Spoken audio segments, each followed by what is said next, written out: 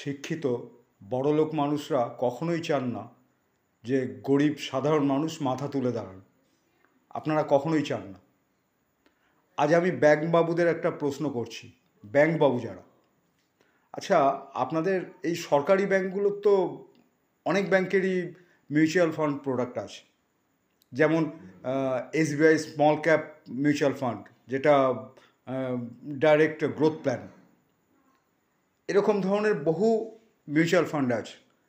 গরিব মানুষ যখন যান আপনাদের ব্রাঞ্চে, তখন আপনারা কি করেন? আপনারা বলেন যে ফিক্সড করুন, সে 200 টাকা হোক বা 2000 টাকা হোক, যাই হোক, ফিক্সড করুন, নাহলে রেকারিং করুন। এটা কেন? কখনোই কেন মিউচুয়াল ফান্ডের কথা বলেন না? জিজ্ঞেস করতে গেলে বলেন যে এতে ঝুঁকি রয়েছে অনেক। কোথায় ঝুঁকি? যেমন আমি যে ফান্ডটার কথা বললাম, এসবিআই গ্রোথ ফান্ড স্মল ক্যাপের, সেখানে তো এ যাবৎকাল পর্যন্ত 19% পর্যন্ত দিয়েছে। লাস্ট 10 ইয়ার্সে আছে আপনার 17%। তাহলে অসুবিধা কোথায়? কোথায় অসুবিধা? মানুষকে শুধু ভুল বোঝান। কেন মিউচুয়াল ফান্ডগুলো কি মানে বড়লোকের বাপের সম্পত্তি করে রাখবেন নাকি?